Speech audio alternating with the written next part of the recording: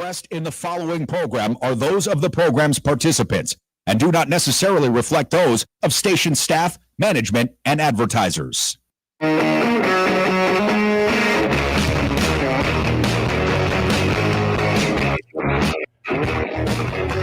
What's up, everybody? Welcome to today's episode of Pushing the Limits. I am your guest host, Ryan Shedd. It is good to be back with you, filling in for Brian Shapiro once again while he travels all over the country giving people the business. So, I just wanted to give a quick rundown of the show today. I have a great guest for you, again, coming out of Arizona. As you who watch regularly, you know anytime I'm on the show, I like to abuse the privilege that Brian gives me and highlight some of our candidates here in Arizona. So, of course, we're going to do the same thing today. But before we do, I just wanted to say congratulations to the New York Knicks. Congratulations to the Hurricane for winning NBA championship and the Stanley Cup in the same weekend. And the reason I loved it is because we're all talking about that instead of the UFC fights at the White House. So it was like the perfect weekend and culmination of things happening to detract attention away from Donald Trump, which I personally loved. But let's focus on people that actually deserve some attention. Today, I'm bringing on Kai Newkirk, and he is a lifelong activist and champion for progressive causes, ranging from immigration to healthcare to environmental protections. He's been arrested over 25 times, but don't worry, folks, it's actually for good reasons. For leading nonviolent protests, including with the Supreme Court and the White House. Newkirk announced a Democratic primary challenge to incumbent U.S. Representative Greg Stanton in Arizona's 4th Congressional District, which covers Tempe and parts of the East Valley. His campaign platform calls for disbanding ICE, Medicare for all, an end to U.S. military aid to Israel, and tuition-free public college. Newkirk has stated that the campaign refuses contributions from corporate political action committees, AIPAC, and billionaire-funded super PACs. He's running to ensure that Arizona is affordable for working families, end corruption and money in politics, abolish ICE and treat immigrants with fairness and humanity. Wow, what a concept.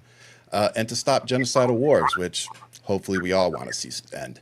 But the biggest thing that we're going to talk about today is probably the things that are playing a part in elections here in Arizona. We've had some Democrats here that have recently been censured by our party because they are not representing the people that voted for them, which is an even more reason why I think we need to highlight candidates like Kai, because he actually wants to change things, and he's got the drive to do it. So without further ado, Kai, thank you so much for joining us, man. Great to be with you. Thank you, Ryan. Yeah. So first off, I just wanted to ask you, what's the craziest experience you've had so far knocking doors? The one that comes to mind is I knew by a smile you had one. Yeah, the one person said, right at the top, they were a friend, like Greg Stanton, the corporate Democrat incumbent whose top contributor is AIPAC, that he was a friend of theirs. And I think somebody else was with me at the time. And I said, oh, that's okay. He can be your friend. What's important about it. And so somehow we were able to keep the conversation going. And, within a couple minutes, they were really kind of, the wheels were turning in their heads as they thought about the policy questions, right? And things that, they didn't know that Stanton opposed Medicare for All, took money from the private health insurance companies. They didn't know that he voted for the Laken Riley Act that gave Trump a green light for his authoritarian mass deportation campaign. They voted against impeaching Donald Trump last December after a year of high crimes and misdemeanors. So on down the line. And I said, look, there's people that are really deeply involved in my campaign that have personal history with him. Sorry about that. No, we got dogs too. Trust me, it happens. And they see, they see Stanton as a friend in some way, right? But they have just major principal disagreements with him. Yeah. And so they're supporting my campaign. So I said, look, you can do that too. We'd love to have your support. It's not about, we say this is a movement of love, truth, and people power. There's no hatred. I hate a lot of the things that Stanton has done. And I see that as deeply unjust. And in my view, he should, He should resign in remorse for his active complicity in the genocide in Gaza and go and wash the feet of the orphans of that devastated land, and try to make amends. But I don't hate him. But to me, love includes accountability for myself, for you, for Absolutely. all of us, right? And Absolutely. so that's where we're coming from. And so we can hold the complexity of, hey, you could be his friend, that's fine. Yep. But vote for what you believe is true and right in terms of what happens in our country and the world. Man, I'm so glad that that was your story, because I think too often we get tied up in personal relationships over Mm, what might be best for us. And I'm mm, glad to hear that there are people, take the name out of it. They're able to say, oh yeah, we have a personal relationship, but I really like what you have to say too. And we've seen what he can do now for a while. Maybe it's time we see what you can do. And so those are the conversations we need to have, because here in Arizona, just want to remind listeners, we aren't blue here. I like to say we're a nice shade of purple. We've got Democrats in some pretty, high levels, but the state is still controlled by the Republican Party, which makes a lot of progress in our state difficult. And then when you have Democrats who won't vote with Democrats, they're just making it that much more difficult. And that was the thing that really attracted me to you and your campaign was, those are some of the things you're pointing out. And I always say too, I hold Democrats on my side to a higher standard. Like I don't hold them to a lower standard than the people I'm criticizing.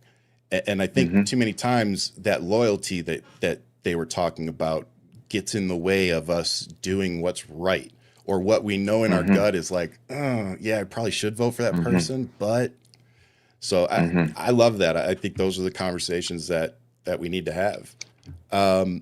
So with that, Agreed. well, let's stick on knocking doors.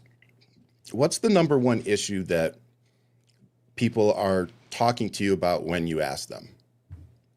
Yeah. I want to answer that just real quick on what you said before. Yeah, I mean, I think please. it's a big deal to have the governor, secretary of state, attorney general, right, as 100%. Democrats, right?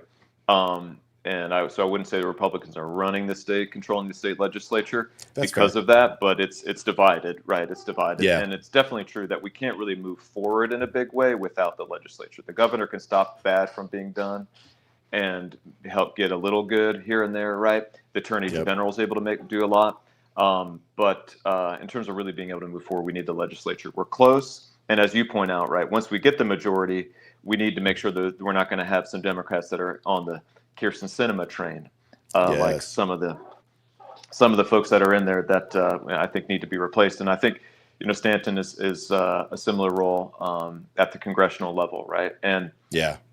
and those kind of Democrats, when they prevent us from being able to make government actually deliver for working class people in a way where you can feel it in your daily life, right? Yes. Then that paves the way for Trump. That paves the way for the authoritarians to say, hey, look, democracy can't do anything. These people are corrupt just the same. Put all your faith in me, right? Yep. So with that said, right, onto the doors. I would say the things that I hear and that others bring up the most are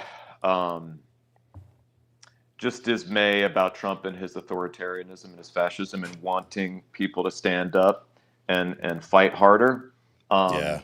And just anger around ICE's rampage in our country and wanting to end that. And a lot of the folks we're talking to, right, are Democrats who vote the most in primaries, right? So they're a little more engaged. Yep. But I would say at the broadest level, including people that are less engaged, but that we're talking to, it's talking about the cost of living crisis and just feeling like it's just harder and harder to get by. Yeah. And all the different ways that shows up, whether it's the rent being such a burden or wanting to buy a home and not being able to, or gas prices, right? Childcare, healthcare, utility prices is a big one, especially this time of year, and with the added pressures in terms of the AI data centers and rates going up. So, our street signs around the district, right? Their headline is lower costs now, trying to speak directly to the burden on working class people. And what I say is that in contrast to our incumbent, right, who takes money from the same corporate interests that are profiting from this obscene and unjust status quo, I reject corporate money. I'll never take a dime from APAC. I challenged Stanton to join me in taking the People's Pledge to keep big money super PACs out of the race. I think that in order to really deliver for working class folks and respond to the cost of living crisis and win in Arizona that we can afford, we have to take on the oligarchs and the corporate interests and the billionaire class and take power back, and then be able to really deliver much bigger changes rather than reforms around the edges. I believe in Medicare for all, and finally guaranteeing health care as a right, not a privilege, to all in our country through a national public health insurance program. Yes, I was in the fight to win the Affordable Care Act and stop Trump from repealing it, and I'm so proud that tens of millions of poor people are on expanded Medicaid because of that, in addition to the other reforms. Yeah. But there are still a lot of problems. There's a lot of people who don't have the coverage, that are underinsured. You get sick and you're fighting with your insurance company at the same time because they want to try to deny care that the doctor thinks you need so they can jack up their profits. To me, that is wrong. And it's going to be such a huge difference for people in our country when you know that for yourself, for your kids, your parents, your loved ones, that from birth to the grave, right, that you are going to be covered, and you know that's something you can count on. You change your job, you move out of the state, you know, something happens in your marriage, whatever, right? You know that you're covered, and you know that it's never going to be about how much money you have or that you're getting exploited for profit, that the care that you need, that your doctors think you need, you're going to be able to get. Those are the kind of changes that we can make, like freezing utility rates, like a moratorium on AI data centers, like a national living wage, like tuition-free public colleges and universities. We're seeing what Zohran Mamdani is doing in New York City with universal pre-K, right? With delivering, not letting us down, is he? On landlords. Yeah, and people are seeing it. Oh, government is really fighting on my side and making things happen, right? It can work for us. So that's what we need to do at the federal level. That's what we need to do at the federal level. Oh, I totally agree. I'm glad you brought that up, because I was one of those people like, man, please don't let us down. You know, because so much attention was on his race and the power that he was going to get. And it's like, oh, dude. And he has not let us down, not even a little bit. If anything, I would argue he, like you just said, he set the bar for what we need to be doing, you know, at the state levels and the city levels. It can be done. And he's showing us that. I want to circle back a little bit to ICE. You know, we've had our own incidents down here in Tucson, and I know you've had quite a few up there near Phoenix as well. With that uptick that we're seeing, you know, we talk a lot about abolishing ICE, which at this point I think is pretty fair. And my question is, what do we do once they're gone? Can you say that last part again? Yeah. Sorry.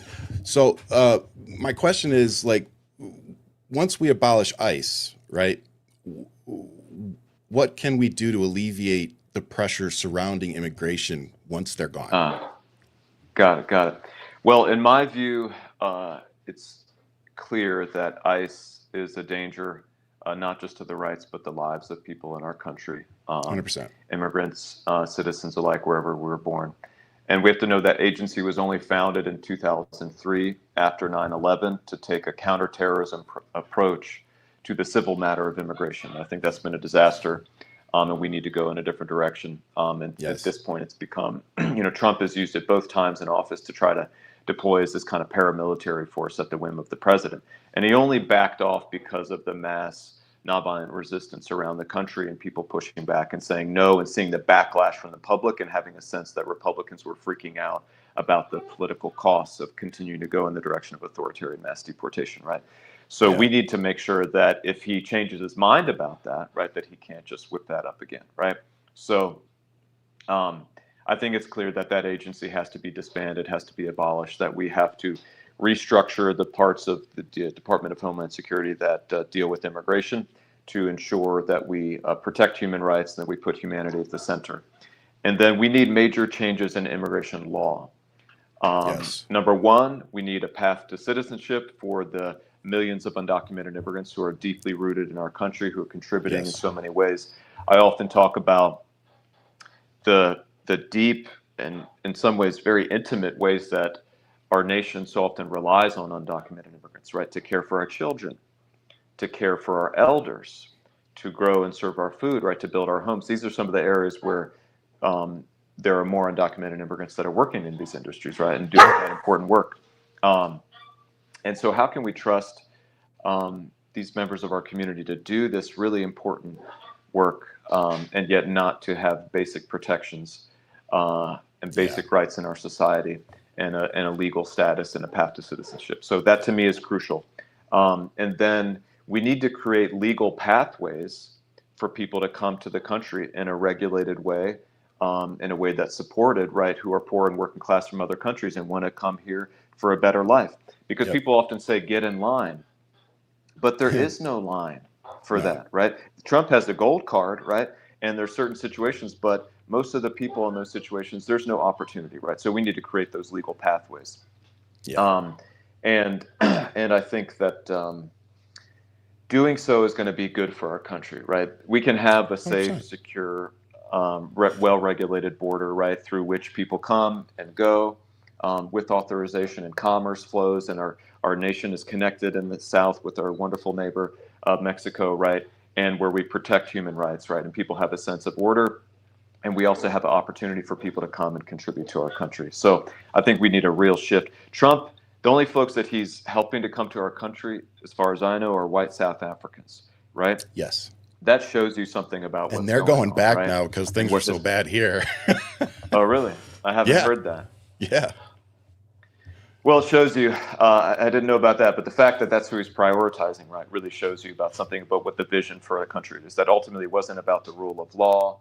It wasn't about what's best for working class folks in our country. He says he doesn't care about the inflation, right? It was about a white nationalist, Christian nationalist view of the country, right? In which some people can be real Americans, right, based on how they look and where they're from, and others cannot be. And that is not true to what I believe this country should be about, which is that people from all walks of life, from around the world, different faiths, right, coming together with the shared vision of a democratic society where all people are created equal and where we can all live a good life. Well, that's always my struggle as a veteran, standing back and watching, is I was like, man, I thought when I served that I was serving, for everybody. So we all had the same rights, and that part has been difficult to wrestle over the last 10 years. I mean, since Trump came in 2015, I was one of those people that's like, oh, he's never going to win. And everybody, all the conservatives around was like, oh, yeah, he is. And then he went, he won. And I was just like, oh, my God. It was like that first real check of, I don't think I know the folks around me as well as I think I do. And, I also think we're living in a time where, at least our generation, we were always told, don't talk politics, don't talk religion. And now politics and religion are the two things being most weaponized against us, the people. It's like, oh, that's why they didn't want us talking about it, because they didn't want us to figure out what was really going on. And that's what it feels like for me from the outside. And my whole thing, like you said, is when you tell somebody to stand in line and the line is 3 years long, then of course they're going to try to get somewhere faster, especially if their life's on the line or they're coming from a bad place. They just want to get out of there, and all the people that, oh, you shouldn't have brought your kids. They're trying to escape something and go somewhere better. What would you have done? And instead of building walls, why aren't we building stations so that we can in-process these folks the right way and keep track of them the right way? It's like, it can be done.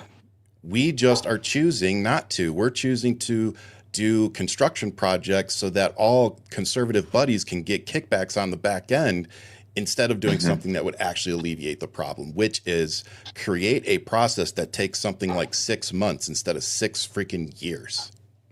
I'm with you. And that's a piece I left out, as a deep reform of the asylum process, right? Because it's totally dysfunctional on so many levels. And it's true, we can only do so much at a certain time. And that's true for a family that's welcoming newcomers, for a town, right? For a nation, right? And we need to make sure that there's a good process in terms of integration and support, right? And that it's all working well, right? But The asylum process should be one where I think, within weeks, right, there can be adjudication of a claim, right? If we have enough resources there, and if people are coming to the border where they can stay safely there, they can go out if they want to, right? But if they're there to support while they process that, and they can get an answer, right? But if we have other legal pathways, right, that Yeah. are accessible to poor and working class people, that's going to alleviate a lot of pressure too, because people feel Yep. like that's the only way they can come and try, right, and to Yep. see whether their case meets the criteria or not, right? But if we have other legal pathways, then people from home could say, okay, I know there's this many options, for this year. I'm going to come and I'm going to pursue at the local embassy or whatever, right, and feel like there's Yep. actually a shot, right, rather than For making sure. these dangerous voyages. And also to look at the way that our foreign policy as a country has helped to drive so many crises that have made people feel like they have to leave. In Central America, Yeah. in Mexico in the past with NAFTA, with wars in many parts of the world. And so we have to be thinking about if our foreign policy is helping to serve peace and democracy and shared prosperity and economic justice rather than to extract and exploit from other countries or go against democratic movements or support dictators and authoritarians, right, who drive Yeah. people out, then most people don't want to leave their homes and go far away in a difficult process, right? Most people Yeah. don't just want to do that for a big dream or something like that. We You want know. to stay close to where we're from, our family, our friends, and right. So if we're helping so that people are not in emergencies and we're helping to make things better rather than worse in other places, then that is going to help to enable a support and a process in terms of immigration for the folks that do want to come here that can be one that works well for everybody, right? So I think Yeah. that's what's possible if wisdom is guiding us rather than greed and fear. I like that. And that's always been the kicker too. And I know you kind of mentioned it already, but there's so many people already here that we should be given status to because they've been here for years, sometimes decades. They've been contributing. They've been paying taxes locally. A lot of people Yes. don't realize that. Like if they're in the community and they're spending money and they're doing whatever, they're paying taxes locally.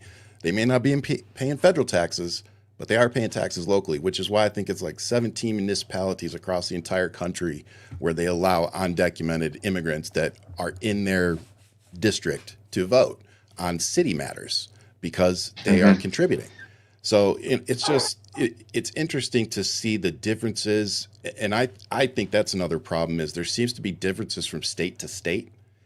Even though it's supposed to seem to be overseen by the federal government, it seems like every state has their differences. We here in Arizona seem to deal with things at the border a little differently than the folks at Texas.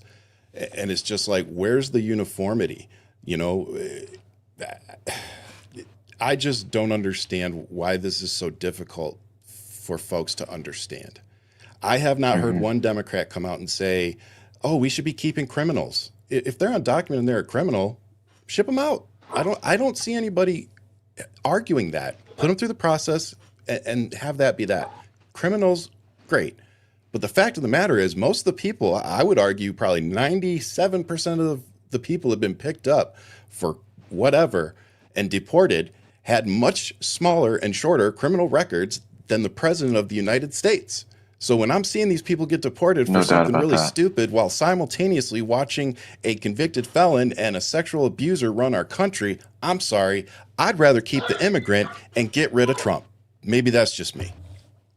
Well, there's no doubt about that, and the vast majority of people have no criminal record, right, that have been detained or Correct. deported under Trump, and I think that,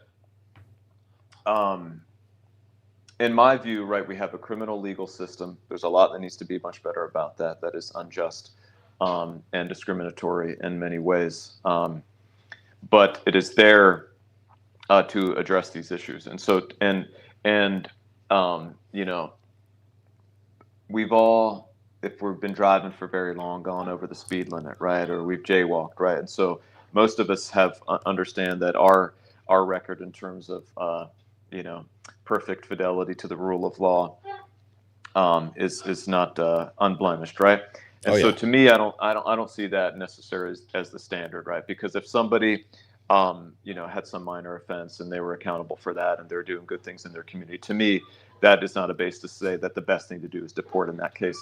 And in some That's cases, fair. even from accountability, if you're the victim of someone in a serious crime, it may not be the deepest form of accountability in your view for that person to go back to another country, not knowing whatever is going to happen, That's rather a than good to point. be incarcerated here, and potentially able to take some greater responsibility to try to address the situation or something like that. Yeah. That happens in some cases, right, where there are people who do deep things to try to make amends or to reconcile or to respond to the harm that they've done, right, that ultimately is better for the victims, right? So I think we need to think in a deeper way about the I question of never thought of it quite accountability like that. also. Yeah. Yeah, no, that's good. I So, never quite thought about it like and that. that gets thrown out there, right? Criminal just as a way to try to say, okay, these people, they're outside the circle of compassion or and care, right? And we don't need to think about what's going to happen there or really what is best for the community. And we see the deep hypocrisy of it, right? That for Donald Trump, right, this is a guy who is the most corrupt and criminal president, I think, in the history of this country, and going back Fact. even before this term, who has evaded any kind of accountability for his entire life, abused and exploited and hurt so many people. And for him, in any way to try to proclaim some kind of responsibility or integrity or credibility around what the law is absurd, especially with Yeah. what he's done. If an undocumented immigrant had done the things that the folks on January 6th did, storming, sacking the Capitol, assaulting and abusing, seriously injuring police officers, desecrating the sacred civic spaces of our country, you know what they would have called for. You and I both know what they would have called for. And Yep. they would have wanted those people to be shot and killed on the spot. And they Yep. wouldn't have thought twice about it. To me, that's very dark. It's tragic. It's horrible to say that. It breaks my heart to say that. But unfortunately, I think it's true about those people. And I have yet, to agree. when it was their supporters and vast majority white men that were there, they think somehow that was okay and they should be protected from any accountability. So it's not about the rule of law. It's not about integrity or accountability for them. It's about power. It's about who belongs, who's legit, Yes, and who's sir. not. And they can do anything to anybody to support that. To me, that desecrates our flag. That is like Yep. taking a shit on the United States flag. So he can stand there Yep. and say he wants to hug it, but he betrays the best of this country. And to For me, it's sure. absurd. He should be impeached, removed, and fairly prosecuted. And I think if he was fairly prosecuted, he would end up being in prison. I don't want anything. I don't want to hurt him or anybody, right? But I want them to be accountable for the horrible, horrible damage that they've done. And That's going to be the that's if hardest. we're talking about rule of law, let's do that. And I think that's probably going to be the hardest part for a lot of us, is that we know at this point he's not going to face any real accountability. We're not going to get any kind of justice for the crimes he's committed, not just against, I'm not even talking about the women. He's committed crimes against us, the American people. No He's doubt. still No doubt. fleecing us for money as we speak. So it's As we just, speak. you I know, wouldn't rule it out though. If he I mean, lives long hey, enough, if I he would lives long love enough, to be wrong about that. yeah, no, I would we're love to be gonna wrong about that. win the White House. And then the thing is that what we need is not like the mirror image of what he's doing, like political persecution of people. No, it's about real justice and real truth, right? And so we Yeah, shouldn't go, and people should have due process and a fair trial, including him, right? But 100%. this culture of elite impunity has been an absolute cancer in our society. And it didn't start Yep. with Trump. He's a symptom of that. But George Bush lying us into the war in Iraq, violating the Constitution with the program of torture, the Wall Street bankers who crashed our economy, Trump in the first term, January 6th, Epstein, the Epstein class, all these people carrying out these crimes with impunity. Benjamin Netanyahu, war criminal with impunity, comes here When to you the say White it like House. that, Yeah, it's absurd, and it's the people with the most power. They need to be held the yeah, most accountable, especially yep, when they're supposed to enforce the law. Otherwise, the rule of law is a farce, and it's a poor person, homeless person, down and out, who takes a bottle of water from a gas station. Yeah, crack down on them. But somebody yeah, who's right. a billionaire and is the president and is using it to enrich themselves and their family, violating laws, abusing rights in ways that are killing people, they can do whatever they want with no accountability. That to me is wrong. So we need to restore, if we're going to have a democracy, if people are going to have faith in this system, then the people with the most power need to be accountable for these serious crimes that they've carried out. I couldn't agree more. So speaking of accountability, it's kind of a two-parter, but this is what we'll end on. I want to talk about data centers because down here in Tucson, it's the number one issue. I'll say the 1B issue. I think APAC is still probably 1A. 1B would be the data centers. With that, my concern with the data centers is twofold. One, the electricity. And of course, I don't think that they're implementing any type of solar into their plans, which is just asinine to me. But then the second one, and probably more drastic and damaging for us here in Arizona, is the water required. The technology for these data centers is not at a place yet where it doesn't require a lot of water to cool, or that they can recycle the water, whatever the case is. But we aren't there yet. And the data centers that are opening, they're already using over whatever water allotment that they had been given in a very short period of time. So clearly it's already a problem before it even really got going. So my question is twofold. One, what can we do about that at the federal level? And two, do you see any similarities between the water issues that we're fighting over with the data centers as we had with the alfalfa farms here in Arizona? Yes, for sure. On the last part, it's about corporate interests and the wealthy being able to do what they want without regard to the public impacts. So when the Saudis come and they buy up all this land and they use this unregulated water and they drain the aquifers to grow alfalfa for their dairy cows over there, to me, that's just absurd, right? I think Stanton didn't say much or do much about that, if anything, for a long time. Attorney General, right? Not Stepped until it was in, the cool and, thing to and do. others, right? Yeah, and so if I'd been in Congress and that was happening, right, I'd have been on it. It's a common thread through so many different issues, right? About standing up to corporate interests and the oligarchs rather than taking their money and being complicit and doing as much as you can get away with to help them out. And with the AI data centers, it's very much the same.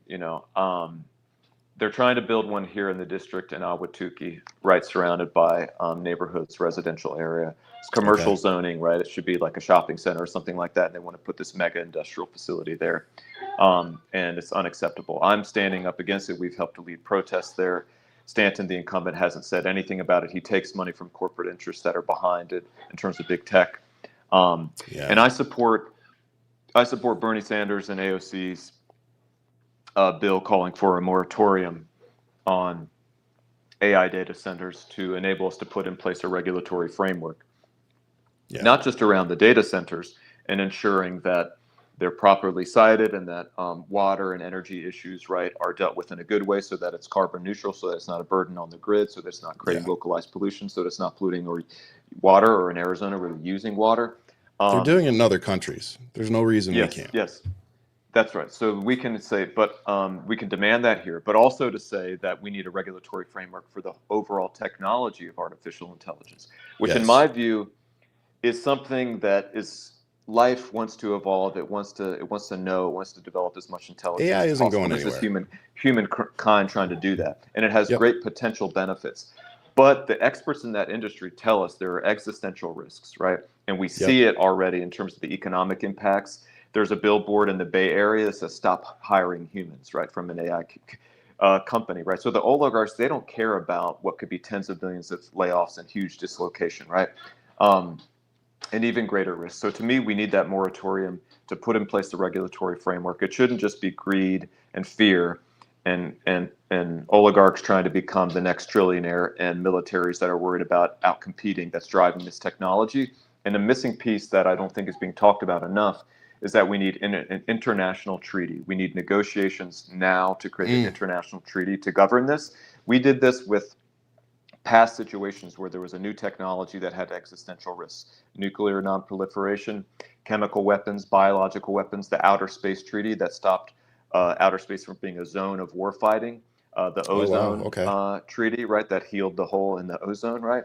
All of those are examples of success, and we need that now, because it can't just be the U.S. saying we're going to put in place a stronger regulatory framework, but the Yeah, Chinese it's are got to not, be across the or the board. EU or India or wherever. So we need to bring people together. But I think if we lead on that, everybody, if people think that they're going to miss out on something or be harmed if they slow down, right, then they're going to be resistant. But if they know that everybody's coming together with wisdom and thinking about the greater good for all, and to mitigate these risks, I think we can do it. And there's Yeah. a through line also to AIPAC that you talked about, right, and to the genocide in Gaza and to these war crimes and the war in Iran. We'll see what happens there. I hope that there will be some kind of durable peace, Hope but we there's need actually a conditions of deal. justice. Yeah. Yes, yes, but I think we need to understand that when our government is sending bombs that are being used to crush and kill children and slaughter thousands of civilians, it's unacceptable. And Greg Stanton that I'm running against, his top contributor, according to Open Secrets, is AIPAC. He's been actively complicit in the genocide in Gaza. He voted to sanction the International Criminal Court when they indicted Netanyahu and Gallant, Hamas leaders, for war crimes. He's pushed back on any effort to hold the extremist Israeli government accountable. I've been a leader in the fight for a ceasefire to stop the genocide, to end Israeli occupation and apartheid, to secure Palestinian freedom, human rights for all the people there. And this is an opportunity, I think, in this race. If we win and defeat Stanton, who's so strongly identified with AIPAC and that disastrous policy of blank check support for the Israeli government, no matter what they do, it's going to send a shockwave, an anti-genocide, pro-peace, anti-corruption, pro-democracy shockwave through the Democratic Party here in Arizona and around the country, I believe. And it's necessary because we are harmed by this policy. Both, so many people paying more at the pump, and groceries, we're going to see it, if we haven't already, from the impact of this war and what it did to fertilizer globally. Yeah. But Americans were killed. And thank you for your service, Ryan. I didn't know about that. Thank you. Oh, thanks, sir. You and others, right? And a government like this is demeaning the service and sacrifice that you put in my 100%. view. And we've had, is it 13 or more Americans that died in the war in Iran? At least hundreds 13. injured, right? Yeah. And we wouldn't have been in that war if it not for Netanyahu and the Israeli government pushing us, and the culture of impunity that we've allowed and created there. And Trump has been responsible for these war crimes, like the bombing that killed 150 or more precious souls, school children, schoolgirls in Iran. This is unacceptable. We need to have a foreign policy rooted in human rights, international law, and democracy in a consistent and principled way for our country. And if I'm elected, I'll fight to make that happen. You know, one of the things that attracted me to you as a candidate was, you know, I get to interview a lot of people doing this now, which is great. You know, it's a privilege. But one of the things I noticed different about you is that you're already going to the AG's office and filing, you know, things. You're already doing the things that you're talking about. And to me, you know, I wish I could vote for you, because that's what we need to see is, yeah, you're talking, but you know, you're talking while you're walking to go do it. And to me, yes, that is so few and far between with our elected officials. And it's what we need now more than anything. So I'm going to give you the microphone for a second. I want you to explain to people exactly what you handed to Chris Mace, our amazing AG. Yes, thank you. Yeah, I want to make sure people know about this. It's been a week or two ago now. Myself and other volunteers and supporters in our campaign here in the district started getting these text messages. It was like, "Hi, this is Liz. You know, do you have a moment to talk about the U.S.-Israeli relationship," or something like that? I want to hear your thoughts. You know, I was like, "What is this?" You know, and so we started, some of us responding, and we saw it seemed like it was AI, right? But it would try to deny that it wasn't. And it would try to have this dialogue back and forth to try to push the view, right, that the U.S. and Israel should have a deeper partnership, which now we know that they're pushing to have this integration with our military and intelligence system, which goes beyond sending weapons, whether it's aid or they pay for it, or sharing intel. Yes, absolutely. That's way past sharing intel. Yeah, absolutely, absolutely insane, totally destructive. We have to push against that. We need to go in the other direction and say we're not going to be part of this. And so we were like, what the hell is this? You know, and then when we looked into it, there's reporting that shows that this is a program, and it looks to be one of the largest in terms of the funding amount that the Israeli government that is putting it in terms of a discrete, political influence campaign, right? That the state of Israel is funding this operation and paying Brad Parscale, who was Donald Trump's former campaign manager, to run it. Yes. This is the guy who was behind Cambridge Analytica and all that stuff. Crazy. Are you serious? So now they're doing this to influence people in an election here and other elections, gathering data, who knows what all, and actually the state of Israel is behind it. This isn't AIPAC where you have Americans, right, who believe in this policy and that are trying to back up this extremist government. This is that government itself intervening in our politics and our elections, right? In my view, that's illegal. And so there's a lot of research and reporting on it. So we had made a complaint to the Attorney General, who's been great on standing up for our democracy and pushing back on Trump's lies, right, around election fraud that didn't happen and didn't exist, right, and these delusions in their mind, right, sticking to facts and truth, and said, hey, you got to do something about this, to intervene, to make sure, to find out what's going on here and stop it from happening and influencing our elections. So we went and filed that at her office a few days ago. Haven't gotten a response yet, but there's been a lot of people around the country who've been both angered and inspired, right? Angered to see that's happening, inspired to see somebody stepping up to push back. Yes. And we have to, right? And we expect hopefully to have an answer from her soon. I called on Stanton to denounce it. I actually got to ask him to his face at an event the other day. We're going to put out a video of that. He did not respond. He didn't say anything. Asked him to renounce AIPAC, commit to cutting off military aid to Israel, and denounce the interference in the elections from Israel. He didn't say anything. There were some other people that spoke up, and they were kind of, and then he dipped out and basically ran for the door. So we'll put out that video, but he's avoided all the debates. He's not accountable. He's not answering for the stuff. I was going to ask you that. Questions. Stand up for our democracy.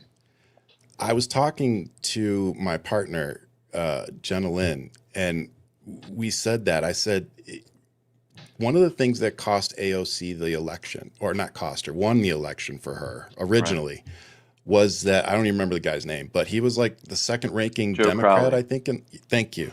Yeah. And he didn't show up to the debates. And to one of them, he actually sent somebody, in his place. And it was just kind of like, it gave AOC the perfect soundbite of, I'm here. Yeah. He's not.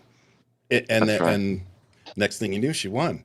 So it's just kind of like, that's an interesting choice to make when you've seen it fail, other times.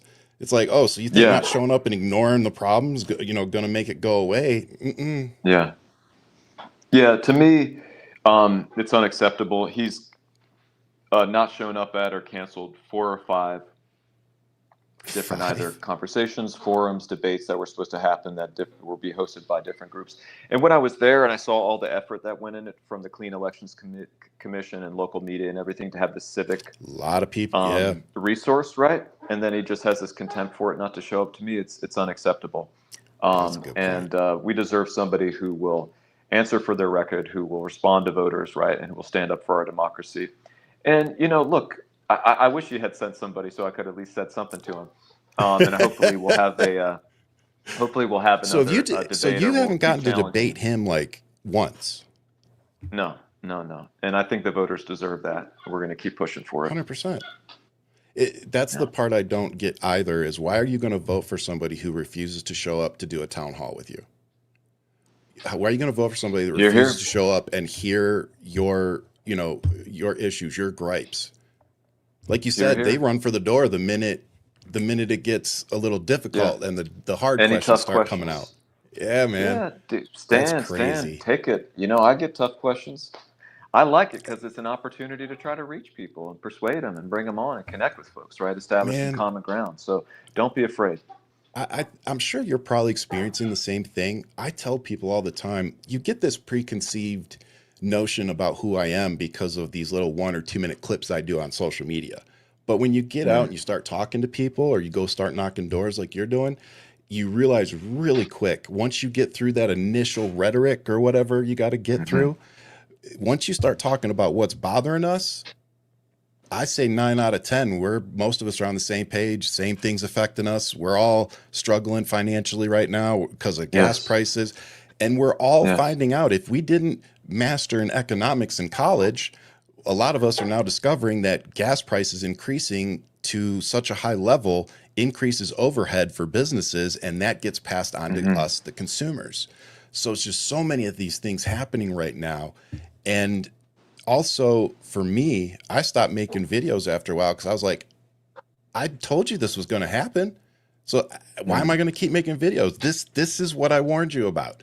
The dude is 80 years old. He knows his time here is limited. He owes a crap ton of people favors, and he's dishing them out right now in the with businesses and investments and pardons. Like, that's all this is. It's like the repayment presidency. Oh my God, 2 more years of this. Unbelievable. Unbelievable corruption. Yeah, it is. We've got to fight. But that's why we need people like you. Prosecute. You know, that's why people also like me who have a platform. I feel like we have a responsibility right now to stop as much of the clickbaiting as possible. You got to play the social media game a little bit, but we have a responsibility to highlight good candidates, you know, and to bring good information about what's happening. And the people that know that best right now are the people knocking doors. So these candidates that are out, you know, knocking 100 doors a weekend or a day or whatever they're doing, they're talking to Americans and finding out exactly what is the problem. That's the whole point of banging doors, folks. That's the whole point, so that us, the candidates, can go learn what's affecting you. What do I have to go do to represent you? Because Kai is the type of person that, while we may be Democrats, we realize that it's not probably going to be just Democrats voting for us, but most importantly, it's not going to be just Democrats that we're representing. And that's, I think that is the mindset we are going to have to adopt, I'm sorry, to truly move on from this Trump era, MAGA era, whatever you want to call it. But I think we're almost there. I think the UFC fight may have been one of the final nails in the coffin. I'm hoping. I'm really hoping. No, we need it. We need, I think James Tallarico is right. We're a country's ready for a politics of love. That's where I'm coming from. I'm a follower of Dr. King, of Dolores Huerta, of Mohandas Gandhi. I'm fighting for everyone, regardless of who they voted for. We've got Trump support, people who voted for Trump, right, who've said, no, they're back in our campaign, right? Absolutely. And I always tell people, it doesn't matter who you voted for. You might have voted for Trump, right? Your gas prices are up, your utilities are up, you're struggling to get by, your healthcare costs are up. And so I'm fighting to deliver change for them, for all working class people, for all of us. And we need to fight for a country in which everybody feels like they can belong, even our opponents. That's how we build the most durable majority. That's how we reconnect and create a political fabric in this country that isn't so deeply torn, right? And to do, we have to address the corruption. And the corruption goes broader. It seeps into the whole culture. You know, when Hillary Clinton was asked in the debate with Bernie back in 2016 about doing the speech for Goldman Sachs for $270,000 or whatever, and you remember what she said? Well, that's what they were offering, right? Like, hey, everybody's trying to get rich. Shouldn't I just do my thing? No, there's something more important. There's a greater calling, right? When you signed up to serve this country, you weren't doing that for money, okay? Yeah. When I organize, I'm not doing it for money, right? And I'm running, I'm not doing this for money. I'm doing it because I love my neighbors, and I want to be true to what I think a human life is about, which is really caring for others and helping to create a world that reflects the goodness in our hearts. I also think that's what makes you intimidating / dangerous, you know, in politics, but particularly this race. I tell people all the time, like, what makes it difficult for people to come at me is that if there's any skeletons in my closet, I'll drag them out myself and shine a light on them. Like, that's me. And to me, that takes all the power away. And when people look at a candidate like you and you say, look, it's not about the money for me, it's about representing the people. And what they hear is, that's somebody I can't buy. That's somebody I can't influence, you know, with money, with whatever. And they don't There's no doubt about that. Because then you are not as controllable as they would like. And again, that's why I think candidates like you are exactly what we need. And with that in mind, man, real quick, can you tell everybody where they can go read more about you? But more importantly, if you guys got a few bucks, remember, everybody, elections cost money. And when you have candidates like Kai here who don't take money from AIPAC, which is what so many Democrats want, then that means they need money from us. So a couple bucks, anything helps. Make sure you go to his website, check it out. So Kai, if you can, give them your spiel and where they can find the website. Absolutely. Kai4az.com, Kai, F-O-R-A-Z.com. You can find us on all social media, Kai Newkirk or Kai for Congress. Follow us, and you're absolutely right. We've got more donors than the incumbent, at least reported for all of 2025 and the first months of 2026. But Oh, he's got wow. many, a lot of people maxing out and giving much higher amounts, right? So we've got to have a much bigger base of people because this movement is not funded by corporate PACs, right, or by the oligarchs, right? It's funded by people who believe in it and primarily Yep. working class folks. So um, we need it, and this is a huge opportunity. It's not just for the district here or even just for the state, it's for the country, right? If we win, Yes. it's going to send a shockwave through the Democratic Party nationwide, right? That somebody, Yes. as a rebuke of AIPAC, as a rebuke of complicity in the genocide in Gaza and this whole pro-corporate politics, and saying, no, we want to go in the Zoran, AOC, Bernie direction in Congress. And that's what I'm fighting to do. So, and we've got people. If many of your listeners or viewers, right, are in the Tucson area, we got people that are coming up from Tucson, right, to knock doors. We Yeah. got people that are making phone calls from down there. People in other states that are coming and doing phone calls from around the Jenna Lynn country, and I'll right. So we come got up. people that are supporting.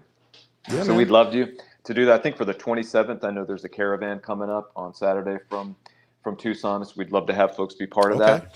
And like you said, you know sometimes we see it, folks on the door, they hear I've been arrested 25 plus times in nonviolent civil disobedience in these fights over the years. And they're like, no, that's a dude that put his freedom and his safety on the line, right, to stand up for justice. So you can be damn sure he's going to do that if he's in Congress, right? And that's where I'm coming from. This is, I'm just a fellow traveler, I'm not anybody special, but I care about caring, and I care Yep. about the people. And I've got a record of trying to do that. I've got my own regrets. I've got my own journey of healing, We all and do, I'm an brother. open book, right? But I'm committed to the day I die to try to stay on this path. And at the end of the day, people say, we're your brother's, your sister's keeper, your neighbor's keeper. I want to be able to say yes, right? And so I'm in this Yep. fight. And together, I think that this is a moment where there's a real opening. The bankruptcy of the status quo, I think, for more and more people is clear. And if Yeah. we have enough courage, enough conviction, we come together. I think a new day is possible. We've got to seize it together. So that's what I'm trying to do. And I welcome everybody to be part of this movement with me. And thank you, Ryan, for having me Love on. it, brother. Hey, man, thanks for taking the time. I know you're busy with the campaign. And real quick, I'm going to end it with this. And for all you out there worried about somebody being arrested 25 times, I want to remind you of another gentleman that was arrested quite a few times that most of us respected. And that was Mr. John Lewis of Georgia. No So, doubt. 30 plus. yep, being arrested a bunch of times, not necessarily a bad thing because good trouble. That's what we're looking That's for. right. So, Kai, That's thank right. you, sir. Look forward to talking to you again and definitely hope to be able to call you congressman soon. Beautiful. Thank you, Ryan. Have a great day, Thanks, brother. Kai. Peace, You everybody. too. All right, everybody. Like you guys know, I'm abusing the microphone. It's okay, but I'm bringing you great candidates. I'm showing you what we in Arizona have to offer. And but again, Democrats use union print shops for all of their stuff, for their signs, for handouts, for mailers. It's all union print shops, which means that Democrats are supporting high-paying jobs even while running for office. You might say they put their money where their mouth is, right? So speaking of, we're going to take a few minute break here. And when we come back, I got some videos to go over. We're going to talk a little sports. We're going to talk UFC at the White House. And then we're going to take your calls. The number's up on the screen, 702-221-7283. We'll start taking calls as soon as I get through the videos. And remember to hit that super chat. If you want to put up a question, a comment, just send some love, hit that YouTube super chat. Our great producer will put it up on the screen. We'll read it. We'll talk. It'll be amazing. So be back in a few minutes. Don't go anywhere.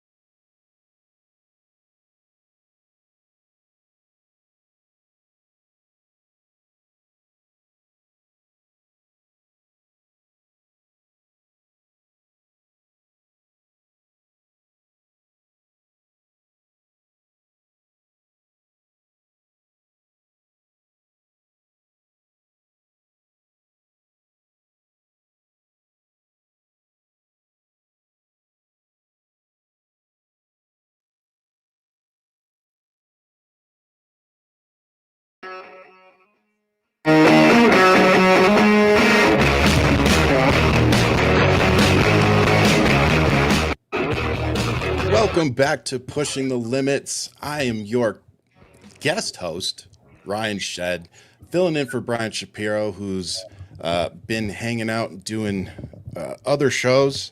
Hopefully you've been catching some of them.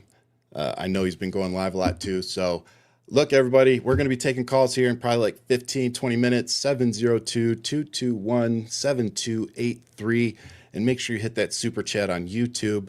But before we get to the phone calls, we're going to talk about some of the videos we've seen. Of course, we're going to talk about the UFC fight, but I want to talk about what everybody else is talking about, which is the Stanley Cup, the NBA championship, Lewis Hamilton winning for his first time with Ferrari, Denny Hamlin winning 3 in a row.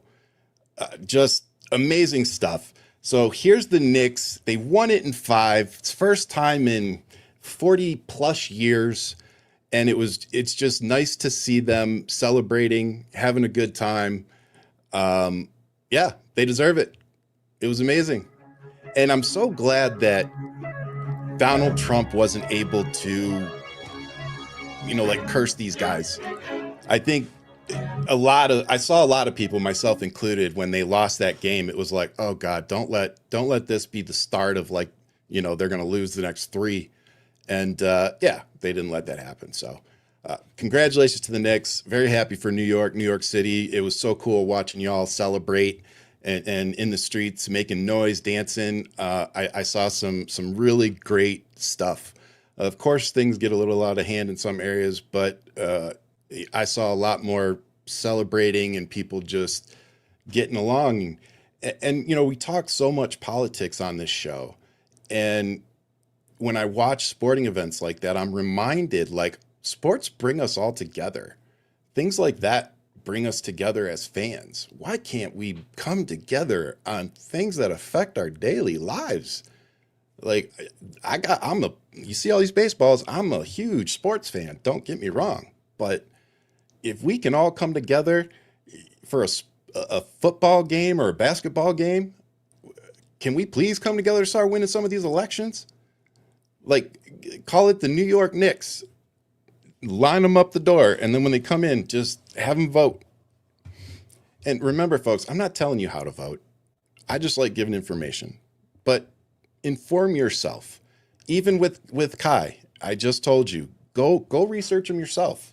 Go make sure that they are somebody that you want to send your hard-earned money to. But again, don't watch these shows and these interviews with these candidates and be like, oh, they'd be great in office, and then not do anything.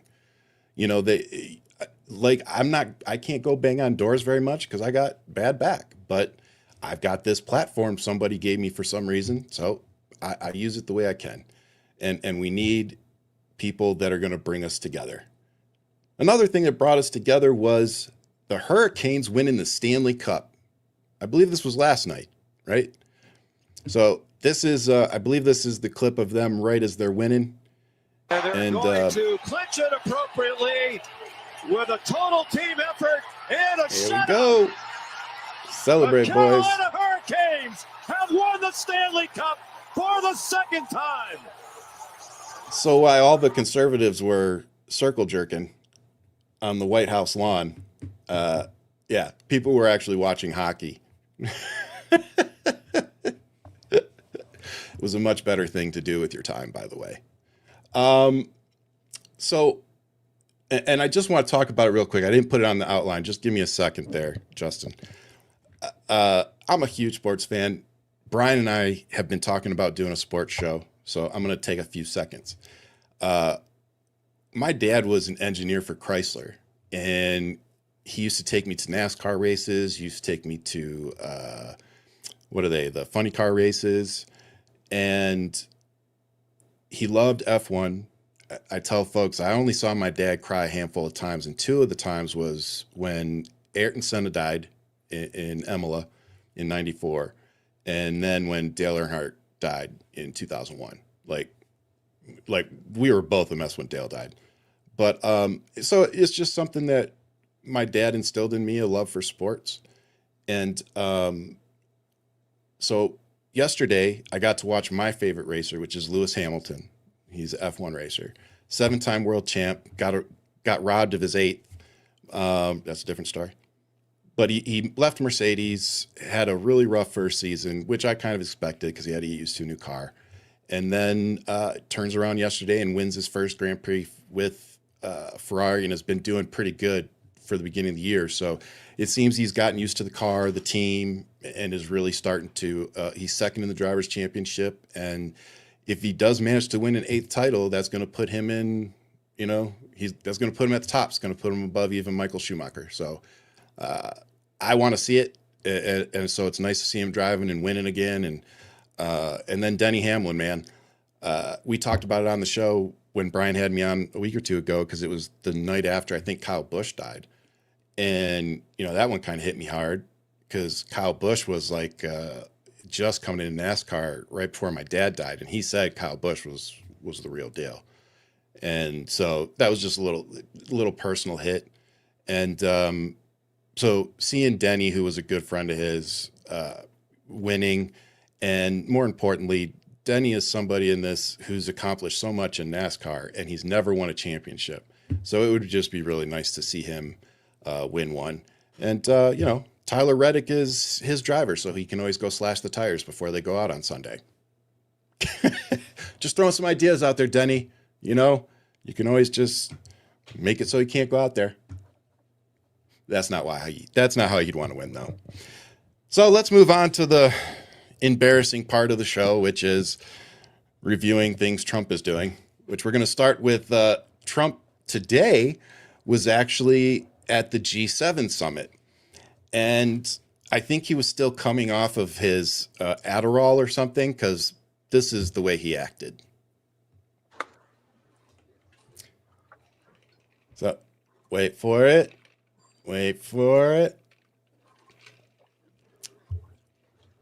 So how long do you hold somebody's hand and keep pulling them into you before it's like not appropriate? You see, she's like, "Oh, thank you for my hand back, crazy old dude."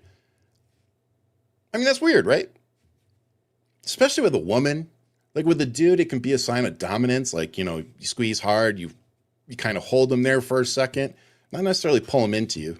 I think that's a little weird, but just kind of like, you ain't gonna move me. But like, you're greeting a lady. It just seems weird. There's a whole bunch of other videos of him out there today sounding and looking dumb. Like, are you guys not embarrassed yet? I don't know how you could vote for this guy and still look yourself in the mirror.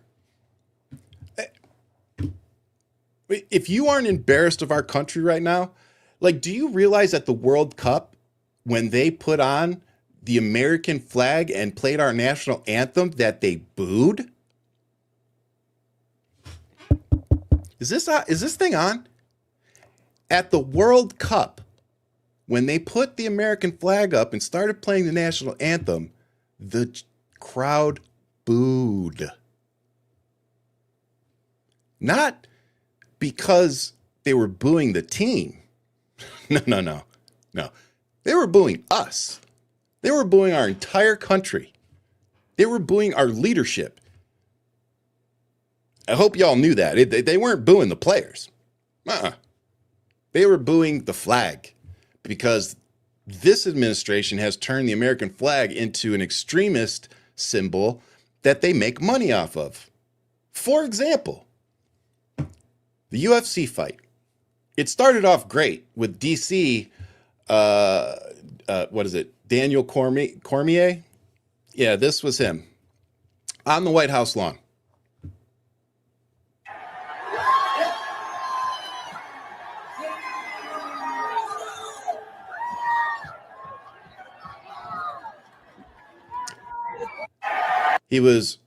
Rumor was he was headed for the keg stand and beer pong in the back. Really, guys? Again, I remember when conservatives were upset about some lights being shined on the pillars to represent Pride Month. Do you remember that? They put the colors of the Pride flag on the pillars of the White House. and they lost their minds, kind of like the tan suit. But this circus, literally, it was a circus. Like, they had Pastrana, like, doing motorcycle jumps, what is it, Evel Knievel style, on the White House lawn. That wasn't the only thing that Trumps were doing, though. They were also looking for betting tips. And Daniel Cormier, the one that you just saw ripping off his shirt, he was kind enough to screenshot a few of them, letting us know that Eric Trump had messaged him wondering if any of the fights were fixed so that he could probably go bet on them, maybe. So then Eric Trump came out and said, "We are aware of the fake AI generated screenshots being circulated online. I've never spoken to Daniel. He has since deleted this post, which confirms it was clearly fabricated." Unfortunately, the screenshots I took are of community notes and fact-checking services, all saying, sorry, that's a lie. He did post it. He took it down because you all freaked out and told him to take it down. That's why. Is my face up? Or are they just looking at a black screen? I mean, it's probably better than my face, but... But what you saw there was Eric Trump looking for betting tips on the back end that he could make. And then when people started figuring it out, he quickly had Daniel take that down. Because that's exactly, people were like, so you're probably looking to figure out which fight's fixed so you can go bet on it? Okay. Typical Trump. But that wasn't the worst thing that happened. So this one's for everybody that asks me, why do you always talk about race? Racism doesn't exist. Conservatives aren't racist. We're God-fearing people. This one's for you. This is, I don't even know this dude's name. It doesn't matter. Just play it. I don't care what his name is. And lastly, Michelle Obama is a man. Am I right, America? Ladies and gentlemen. No, you're not right. Matter of fact, a lot of you Muppets don't understand that there are 72 different gender identities. I know. Mind-blowing, right? A lot of you don't know that there's actually more than 2 genders. Oh, holy, mind-blowing, I know. Yeah,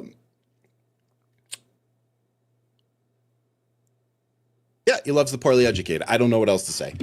But the fact that you all are still talking about Michelle Obama a decade after they have left the White House, and the fact that you would attack Michelle Obama in front of a convicted felon, an adjudicated rapist, an accused pedo, that's covering for everybody in the Epstein files. But yeah, sure, let's talk about Michelle Obama, and she's a man. Okay.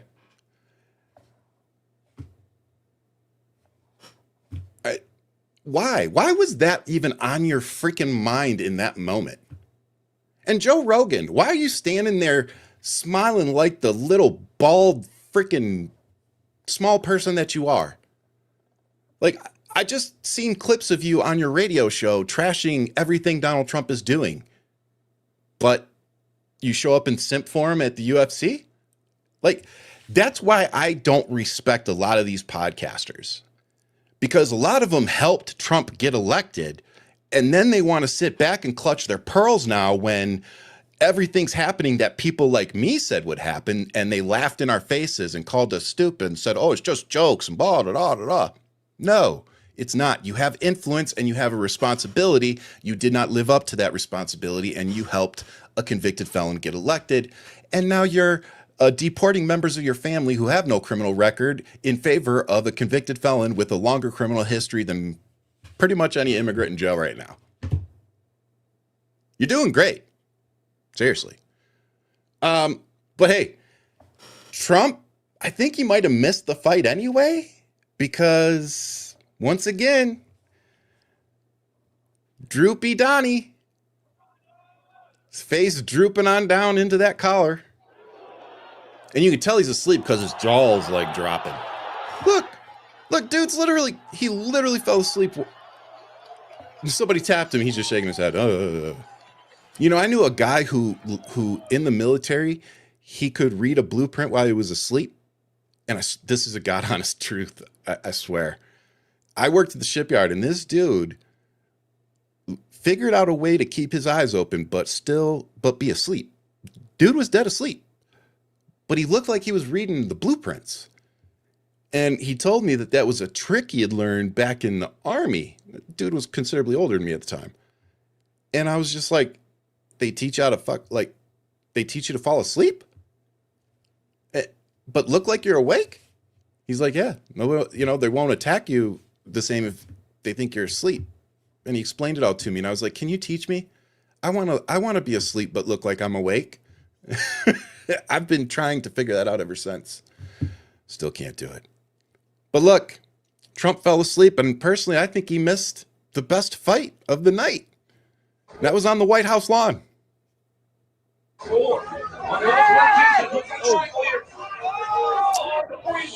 Oh, get in there. There you go. Get him, girl. Get him. Get him, girl. Right in the kidney.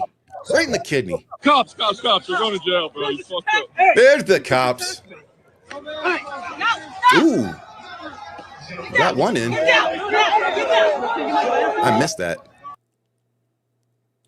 You're going to jail. Was it worth it? No, really wasn't. More importantly, I remember people being upset about transgender people on the White House lawn. But I guess fighting and white supremacy and whatever else you want to call it, that's okay. Christian nationalism. But hey, for all those people that showed up to DC wanting to see the brand new reflecting pool that Donald Trump had done, let me show you what they ended up seeing. This is it, y'all. This is the reflecting pool from this weekend. Once you coated the whole bottom. That's pretty bad. So I asked for my money back. Jenna Lynn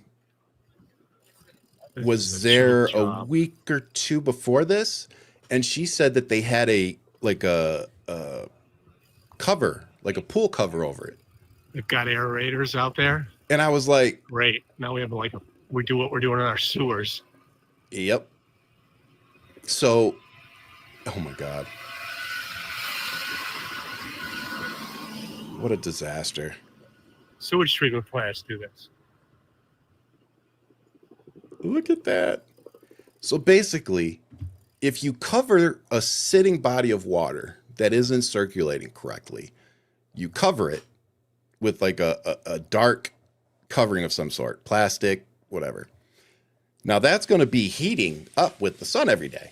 Now that heat translates down into the water. Now, I grew up in Michigan, which is why I know how to cover a pool for the winter and open it for the summer. And if you didn't treat the water correctly, or you got a leak and it got some of the water from outside into it, then you likely opened up a pool that looked similar to this with a bunch of green algae and very dirty water. So when they covered it, the geniuses, they left it there for days. It got superheated and created the algae blooms that you now see. So congratulations to the Donald Trump administration for once again being completely incompetent and wasting taxpayer dollars, considering this was a no-bid contract to one of Donald Trump's friends. So it did nothing, by the way, which is exactly what I said it was going to do. Nothing. They painted the bottom of it, gave like $13 million to somebody, and it looks even worse than it did before. Only Trump can fix something and make it worse than it was before. You notice that? All right, guys, we're going to take a really quick break, and then we're going to come back to some phone calls. So 702-221-7283. Give us a phone call. Our producers are going to take the line.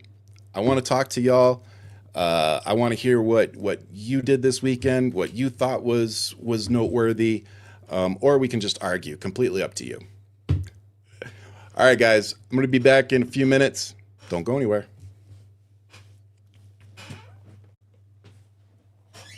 Oh my God.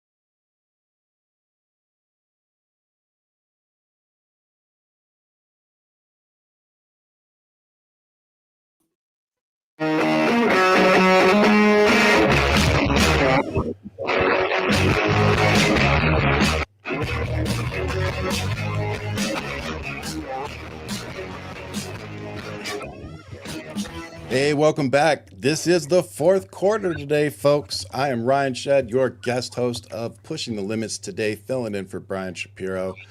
As always, I appreciate his platform and his community of people. You guys are always very nice and kind to me when I come fill in. And I just want y'all to know that I appreciate that. You've made it very easy for me to come in and step in and do these shows for him. So definitely appreciate y'all for that. And with that, I'm going to get to the phones. I believe Terry is our first caller. Hey, Terry, how are you? Hi, I'm here. Hey, how are you? I'm fine, thank you. Good. I just wanted to, first of all, I wanted to say that Trump doesn't have a clue about how to greet a dignitary. He just does not have a clue about how to do that. Nope. The second thing I wanted to bring up is regarding Graham Plattner. Okay. Sometimes I'm concerned about these campaign managers who do not do a good job of vetting a candidate. I think the opposition are always looking for something to they're looking for a lot of things, even if down to the pencil that maybe he borrowed from a coworker never returned. I mean, Yeah. what are your thoughts about that? I have similar concerns. That's why I think a lot of us say the criminality and people abusing their positions in power. It's not just Republicans. We've got our own people as well. In terms of vetting, one thing that I learned when I ran for office is that there is very little vetting. And it was very shocking to me because I have been privileged enough to have a secret security clearance for a majority of my career. And in getting those, I have to go through, anybody that's had to do them knows you go through this rigorous investigation. They know things about your parents that you didn't think that they would know. It's kind of crazy how deep they dive. And that was just so I could work on fighter jets, so I could be around the equipment that is in a plane. Mm-hmm. These people are literally voting on legislation that affect every American's daily lives, and they don't even do a simple background check for you to be able to run for office. Yeah, I mean, I agree with you, with everything you just said. And in terms of his, I didn't serve in the military, and I have no idea what war does to a soldier. I don't have a clue. So I think that I would agree with some of the other folks out there who are talking about this, is to let the people of Maine decide with their vote. Yeah. And look, I can't speak for any other soldiers, and I wasn't, in the desert kicking down doors or anything. I was an aircraft mechanic, but I was in some spots, and I can tell you what some of my friends and I struggle with. The two main things. One is we always struggle with anybody that we lose, whether, they take their life or they lose it, while they're serving. It's never easy. And the other thing that a lot of us struggle with is when I signed up, it was right after 9/11. And that was one of the main reasons I joined, because I knew I wasn't a Marine and I knew I wanted to go but I wanted to contribute. So the Air Force was my thing. And that was why I joined. But as the years went on, and especially after I got out, you start to look at things and some of the reasons that were given, that we got into these situations, and you start to really question, was my service what I thought it was? Was I fighting the actual fight that we thought we were fighting?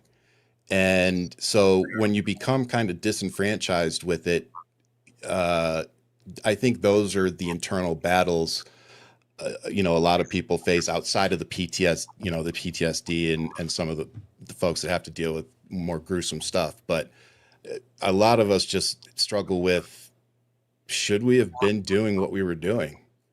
And what would we have done if the roles were reversed and a bunch of people came into our country and said, we're here to help.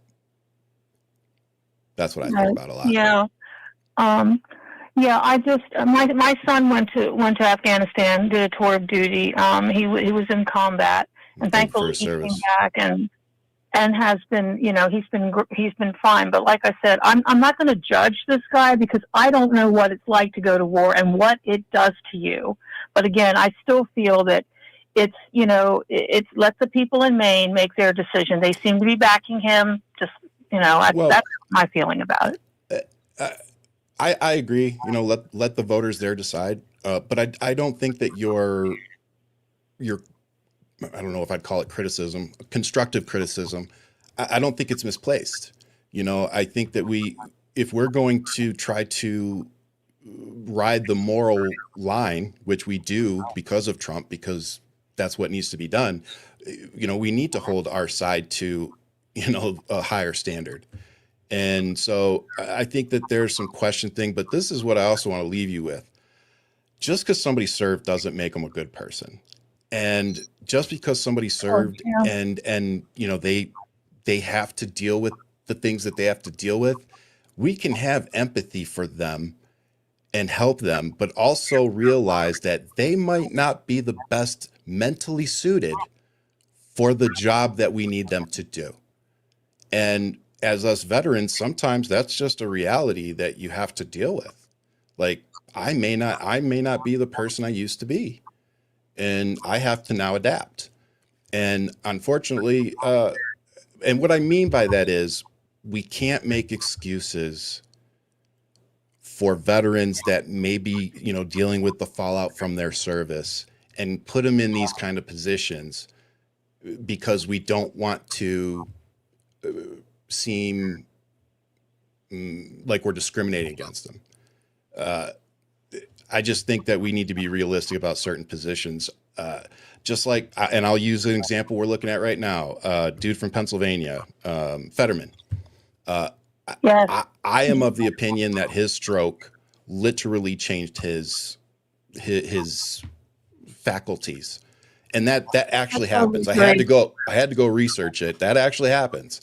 And if you go before the stroke and you listen to his platform and him speaking to voters and you listen to him now, that sounds like two different people to me. And so I think sometimes we just have to be realistic about, is this person going to be best suited both physically and mentally to do the job we need them to do right now? And I don't think there's anything wrong with asking that question. Thank you for your insights, Ryan. Good thank to see you. Thank you for the call. And please thank your son for his service again. Thank you. Thank you, ma'am. All right. I believe we have Shelly next. Shelly. Hi, Ryan. How are Hello. you? I'm good. How are you? Yeah, I'm good. You're doing a fantastic job. Oh, thank you. Well, we had a really good guest today. That helped. The only thing I have for you today is I am sick and tired of people calling Michelle Obama a man. Yeah, I was hot. Because they only do that because she has so much class. Yep. And they are so ignorant. And they're jackasses. Yeah, ignorant is a very good word. And I remind people, calling you stupid is actually way worse than calling you ignorant. Because ignorance can be fixed. Ignorance is a lack of knowledge. Stupid is you know that knowledge, but you still don't agree with it. Like, MAGA is stupid. I think there are a lot of voters who are simply ignorant to certain things. And that's not a bad thing to say. I'm ignorant to a lot of things. You all have heard me talk about it. Transgender community, the gay community, like they have been so inviting and opening to me to help me actually be an ally versus somebody in the middle that, didn't think they had any skin in the game. And, but that requires people to be a little open and give people a little space to be wrong and to not have the insight they need to be a better person. And that goes back to growth as a choice. You can either continue to be the bigoted person you were raised to be by a family that didn't know better, or you can make the choice to grow and be a better person and hopefully raise better people. I'm from West Virginia, okay? I know these people around here. I just thought of 3 They jokes. are just so ignorant. Yeah. And they vote totally against their own interests. Because the hate overrides politics. Exactly. So it's all to own the libs. And that's the part that is most frustrating. They're voting against a group of people. They're not voting because the person they're voting for is the best person for the job. Mm-hmm. I agree. Which is why we end up with the incompetence and evil that we have. Dumbass. Mm-hmm. Yep. Co-sign 100%. Oh my gosh. It just is mind bending. Oh yeah. To believe that they honestly think that. Well, here's the thing too. I think there are a lot of conservatives out there that vote for Trump, vote Republican, and they know darn well that what they're saying is nonsense. Which makes them that much more dangerous, honestly, because they do know better. They do know better, and they're choosing not to. I'm sorry to cut you off. No, you're fine. I have been so worried about the midterms because you just never know what's going to happen because I didn't think Trump would get back in. You and me both. I thought I thought that they would be. I thought January 6th would be it. I really did. I did too. And to see and to folks, if you just go back and look, like the night that happened and the day after, almost every elected representative was on the House floor, the Senate floor, saying that this was, a travesty, never should have happened. Yep. Fast forward a few months, once the lobbyists and the money all got their hands into the conversation, then all of a sudden, those people, Lindsey Graham, Mitch McConnell, they started backing off and being like, maybe it wasn't that bad. I'll let you go. I know you have some more phone calls. No, you're good. You're totally good. But thank you for calling in as always. Okay, you're doing a fine job, honey. Thank you. Thanks for the support. Okay, babe. Bye-bye. Bye. I love her. She calls in just about every time I come on the show. Which, like I said, that's why I love this community. So thank you for letting me be a part of it. But next, I believe we have Ramona on the phone. Ramona? Hi, Ryan. Hey. How are you? How are you? I'm good. Thank you. Good. First of all, I want to thank you for your service. My son also served in Iraq 2 tours. Well, thank him. Appreciate it. Yes, and he's just now. Well, not just now. He's suffering more from his injuries now than he ever did. But that's not why I called. I was calling regarding Michelle Obama.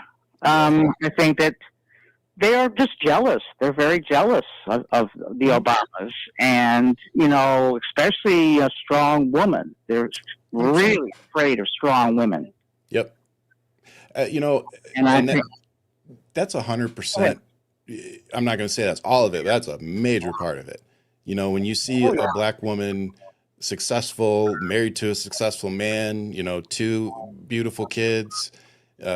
She's got her own law degree, her own experiences, and very well spoken, gives great speeches, knows how to be engaged and make people feel like, they're connecting. And her resume would intimidate pretty much anybody. And it's not just her race, but it's her accomplishments. It's her accomplishments and that she's black. But look, what's that black woman doing getting all those degrees? Yeah, but look who he lost to. Both times he lost to a woman. Yeah. What does that tell you? I want to see more women in office. So many women have shown me that you know, they say they can do it just as good as the guys. I would argue they do it better.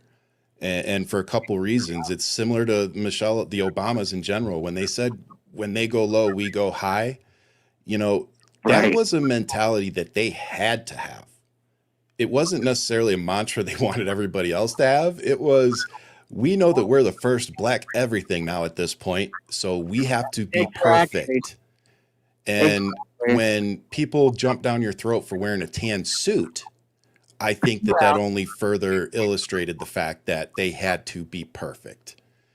And let Obama have thrown any kind of event on the White House lawn that mirrored what we saw last night, and they would have been demanding his removal. Oh, of course. Yeah. And he did lose to Biden too, but I mean, you know, the major ones. I mean, you know, they were both women, so I mean, yeah, it tells you something about our society too. When our society is not ready to you know, elect a woman. No, they aren't. The exit polling from that election, from the 2024 election, was shocking. I don't know any other way to put it. It was shocking because there were communities that voted overwhelmingly for Trump that, in my mind, and I think a lot of other people's minds, shouldn't have. Like, why would you? Like you said, you're voting against your best interest. So communities like the Latino community, where, you know, people like me thought they might get 20, 30%, you know, vote for Trump, they got 70%. So what we learned was that in the Latino community, misogyny still plays a very large role within their culture. And then you go to white people, a lot of white people didn't vote for Kamala because she was black. And then some of them because she was a woman. You know, and then you go to black folks, and it was like 80% plus men and women voted for Kamala. So when you hear black folks say, we're not showing up to these protests because we've been fighting this fight, we've done our part. That's why. Go look at the exit polling. They showed up. Everybody else didn't. Right. Mm-hmm. You're right. You know, and my fear is that we're setting ourselves up for like another poison pill scenario, right? Like, we're going to let one issue tank good candidates, which is going to open the door for more of these Republicans to sneak in through. And that's what I don't want to see happen. Yeah, that's my fear too. You know, like, I felt like the Palestinian protesters that would show up to the Kamala rallies, but never showed up to Trump rallies. So my issue isn't with the protesters or, you know, that they were protesting Gaza or whatever. Fine, do that. But why aren't you showing up to both? Yeah. Why are you only showing up? Because what did Donald Trump say he was going to do that was different from Kamala? So why aren't you protesting him too?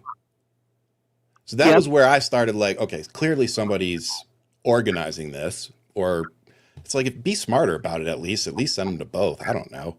Like, things like that bother me because I recognize the patterns and stuff like that. And some people just shrug it away. And it's like, no, these are patterns. Like, when one group shows up to only one political party's stuff, I think it's a pretty safe assumption that somebody's sending them. But hey. Yeah, I agree. Okay, I'll let you go. I know you got other callers. No, you're great. Thank you, Ramona. Appreciate you for calling. Okay, thank you. Bye. Thank you. And look, guys, remember, hit that super chat. You can put that in there, and our producers will put it up on the screen. We can talk. Or you can call us. I'm trying to wait for the phone number. I didn't write it down. I always read it when it comes across the screen. Thanks, Ed. So you can call us now at 702-221-7283. Again, that's 702-221-7283. You know, one of my favorite parts of doing this show is getting to bring people on and talk to them. I've gotten to talk to some amazing people, amazing women, amazing representatives. We have so many here that we desperately need an office. So I really hope that we can get win some of these campaigns and these elections. Because I hope y'all are paying attention. I know it's summer and the weather's nice and we're all like hitting the pools. And look, man, midterms are right around the corner. I mean, we got what? June, July, August, September, October, November. So actually, slightly less than 5 months, probably like 4.5 months. 4.5 months, guys. And there's primaries in between there. There's all sorts of stuff. So this is election season. We are here. We have to start paying attention, start donating. And look, y'all, every time you hear people like me out there say, oh, make sure you donate, trust me, we are doing it knowing that everybody's struggling. I'm struggling. My family is struggling financially. The increased costs, have been close to 18% since Trump took office for our family. That's what we've been able to calculate. An 18% increase in overall household overhead. So it's just kind of like we're all suffering, but we still got to win these elections. And if we're going to criticize everybody for where they take their money from, we sure as heck better make sure that they got money coming from other places, right? You can't tell people don't take money so you can win an election, but not send them money so they can win the election. Oh, man. But I really am glad that all these sports things happened on the same weekend and that the UFC almost got rained out. But I would be remiss if I didn't remind everybody of this. When you call that the 250-year anniversary celebration, you should probably have it on the 4th of July weekend.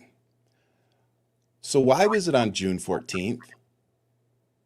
Oh, that's right, because it's Donald Trump's birthday. So essentially, they threw a tax-funded birthday party on the White House lawn for the president and then simultaneously made a crap ton of money while doing it, while using the White House as the backdrop and the selling point. I got nothing, y'all. Things I never thought I'd see. A UFC fight on the White House lawn. Oh, God. I don't even know what to say anymore. I see why we're being booed at World Cup matches. I see why other countries think we're a joke. Like, I hope you all realize we aren't the best country in the world. Like, not even close right now. Like, our education level is pretty terrible when you compare it to other countries, especially comparable countries. Vote. Fucking vote. Because if we don't vote, I fear that is going to be our last peaceful way to end this, everybody. And I don't know about you, but I've seen enough life lost. I've lost enough friends. I've seen enough friends lose people that I don't need to see a whole nother generation of kids traumatized for nothing, for absolutely nothing. I have yet to have a person give me a good reason that we attacked Iran. Not one person. Because you all know that we shouldn't have. Everybody knows it. So when you're celebrating for the 4th of July coming up, I hope that you'll remember all the people, regardless of political party, regardless of religious identity, regardless of gender identity, racial identity, that everybody that signed on that dotted line, whether you liked them or not, gave a part or their life for the rights that we have today. And we have a president and an administration and his loyalists who are trying to negate those rights and curtail those rights. That's not what we fought for. That's not what us veterans went into the military to do. When I was fixing airplanes, I wasn't fixing airplanes just to protect white Americans or Christian Americans or whatever. I was fixing the plane to get the mission done. And the mission is to protect everybody and protect our way of life. Well, I don't know if you guys have been paying much attention lately, but our way of life is under attack. But it's not from another country. It's from our own. It's from our current president. And it's from every loyalist that refuses to stand up and tell him no. Because the first term, we at least had some bumpers, some stopgaps, some protections, people that were willing to not follow through with those illegal orders that everybody was so upset about. Hopefully you see now why Donald Trump wanted soldiers to follow illegal orders, because he plans on giving them. And he plans on giving them very soon. I mean, let's be honest, he's already given them with ICE, but it's one of those things I pray I'm wrong about. But if this dude is still around in 2 years, I don't think he's going to leave peacefully. And I think we need to be ready for that very realistic possibility. Because if they were willing to do January 6th, they've got all the people in the right places this time to be successful. So they may not have been successful the first time, but this time, that may be a different story. Well, look, guys, with that, we're going to wrap up today's show. I want to thank y'all again for tuning in, always supporting me when I come on the show. And a big shout out also, before I forget, to my awesome producer who is in a completely different state running the show for us behind the scenes. So very much appreciate him, because he keeps me in line and keeps the show rolling. But with that, remember, everybody, we're all Americans at the end of the day. So let's be happy that the Knicks won, that the Hurricanes won, and let's have some fun. Enjoy your week. But most importantly, much love. Keep fighting. Whatever you do, make sure you vote and stay safe.